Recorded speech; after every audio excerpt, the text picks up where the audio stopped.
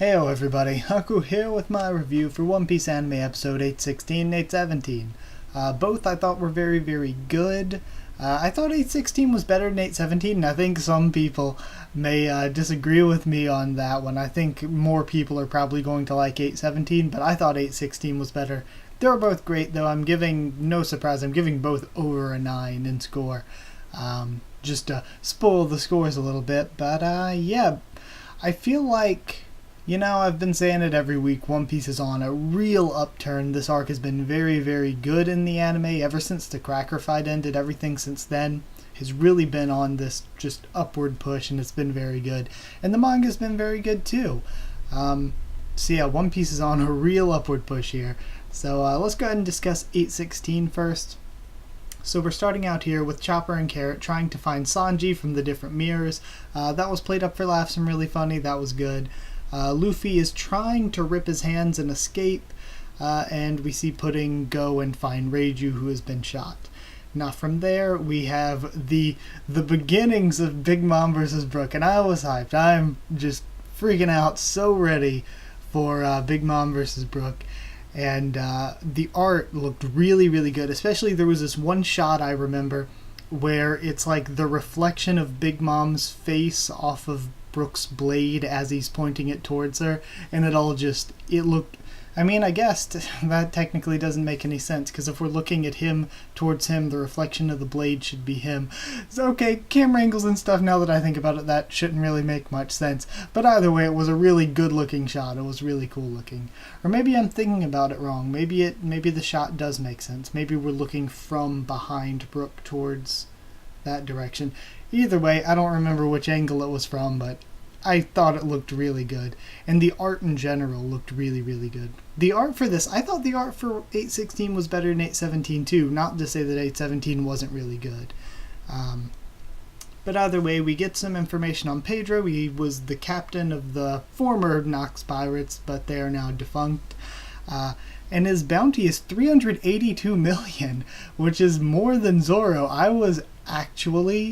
That is more than Zoro, right? Zoro's 320. So I was actually surprised. I didn't remember this from the manga or anything. Pedro is a badass. 382 million. And then Tamago even more, 429 million, which is just crazy because I would imagine, like when I think about Tamago and think about Zoro, I'm like, he would stand no chance. But then bounty doesn't necessarily say how strong a person is, but just the fact that he has 429, that says a lot. That's kind of a ton. So a fight ensues between the two of them. Tamago is wearing electric-proof tights because Electro is kind of a problem for him. We have a flashback to Pedro and Zeppo, who... I like how they gave Zeppo the same voice actor as Beppo, and we don't know how they're related, I think. I don't recall them ever saying how they're related in the manga. They might be brothers, they might be father and son, but I would say they're related since they share a voice actor, look very similar. They're both polar bear minks. Though I guess the type of mink you are doesn't really necessarily decide what type of mink your child is, because weren't Peckham's parents like... I think one was like a gorilla, one was something else, but either way, they weren't lions. Either way, moving along though. But we see that Pedro fought Tamago all that time ago, so it's cool seeing the juxtaposition between the fight that's going on in present time to the fight from, I believe it's 5 years ago, and that's when Pedro cuts out Tamago's eye. Then Big Mom finds them and they're screwed. They're completely captured by Big Mom, totally screwed. But before we see how screwed they are, we get back into the present day fight, and it's really good. I don't at all remember it being like this in the manga. Not to spoil anything, of course. I remember the manga being sort of a quick match where Pedro kind of wrecks Tamago pretty quickly and easily, so they did pad this out a little, and I think padding it out kind of, I guess maybe made Pedro seem a little less strong since he didn't just completely demolish Tamago, but maybe I'm remembering things incorrectly. And either way, it looked really good, and it was a very solid fight. Of course, it wasn't amazing, but it was very solid, and it's good seeing a very solid fight after kind of a while since we've had a really good-looking fight, I guess. A little bit of a while at least. Then let's see what else we got.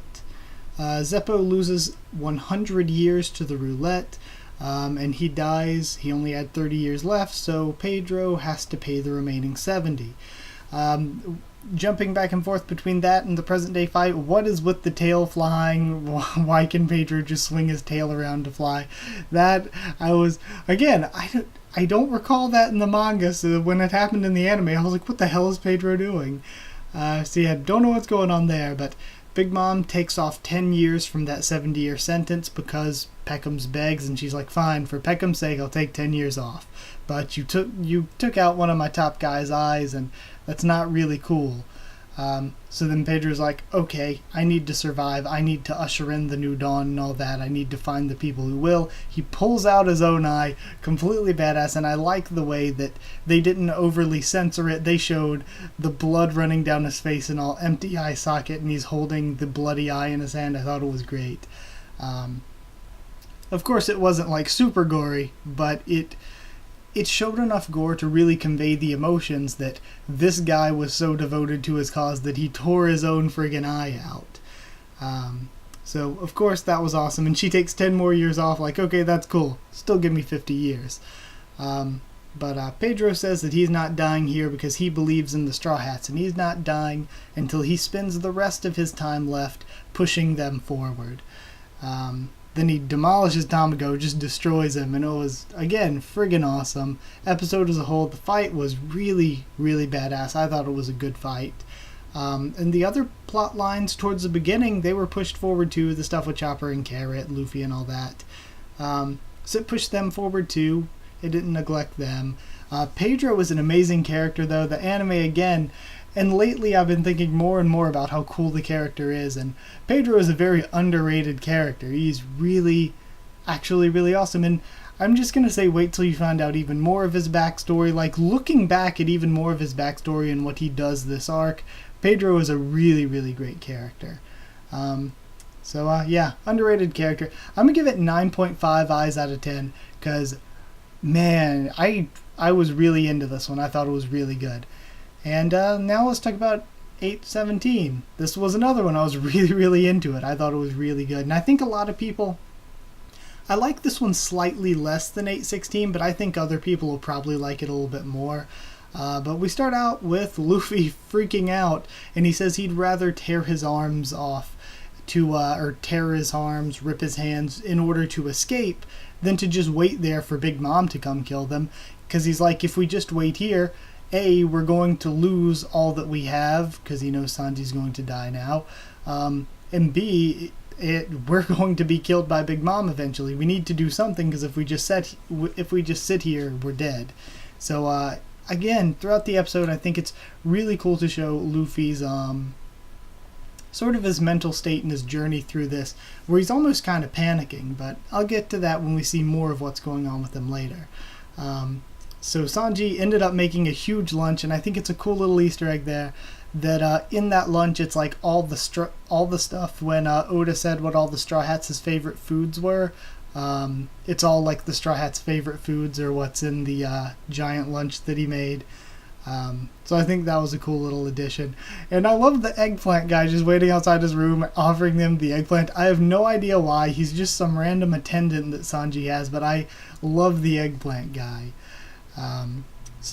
Pudding's door turns Sanji away and says, no, not getting in here, she's busy. So Sanji goes over to her balcony and hears her laughing. So, Then we get to see the real Pudding, the Pudding who is evil behind closed doors and only her family knows the truth. She says she's Big Mom's favorite and she's such a great actress that she can have men do whatever she wants. Men are so dumb. Look at how dumb Sanji is. And Sanji's face when first hearing all this was killing me. The way it was just the hyper-realistic giant eyes and lips looking through the window. Thought it was hilarious. It was killing me.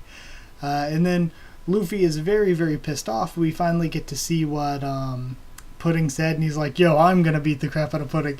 And I just think that's cool, because so many characters like Sanji's like, I'd never harm a woman, and then Luffy's like, I'm going to beat the crap out of her. So all that great, seeing Luffy's mental state with all this. But pretty much the Vinsmokes are all to be killed is what she explains to Reiju. And she has candy-jacketed bullets that can pierce through their bodies, as shown by her shooting Reiju in the leg, I guess it was. So she goes through her Sanji impressions that were just so brutal and so bad for Sanji. Poor Sanji. And then I love Nitro keeping Usopp's voice actor employed while Usopp isn't around.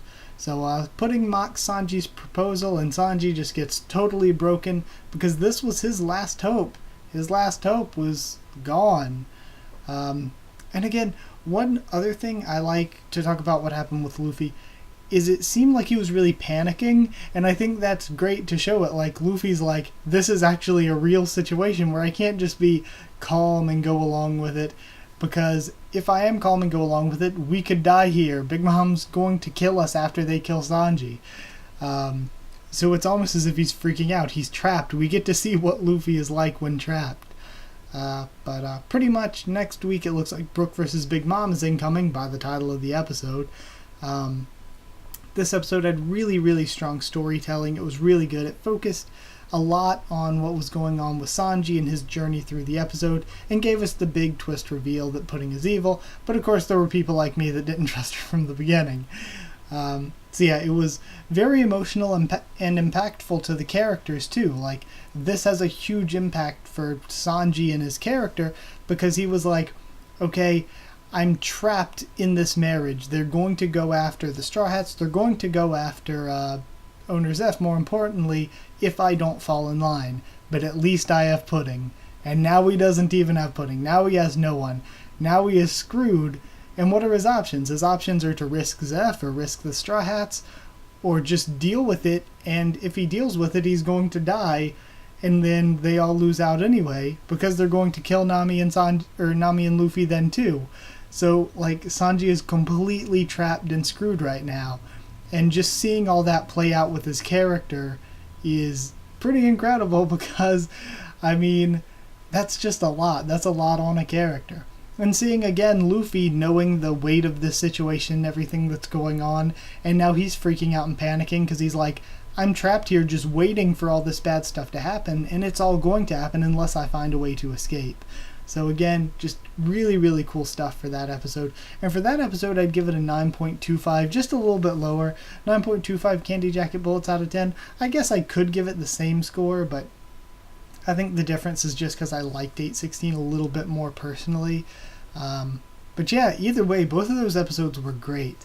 And I hope you enjoyed my review discussion of them. If you did like the video, comment down there to tell me what you thought of these two episodes, what you thought of my thoughts on them. Subscribe for more One Piece, both anime and manga. Follow on Twitter if you want. I'll try to keep you updated there for this, or updated there on stuff for the channel. And if you want a link to our Discord server, just ask and I'll give you one. Yeah, hopefully the anime reviews will be every single week. But I feel like I've done 2 double reviews in a row, haven't I? Or just 2 double reviews recently. But that's because I'm doing double reviews for a lot of stuff right now where I'm just super busy and have a lot to get through. But yeah, so hope you enjoyed all that. Thank you for watching. I'll see you all next time.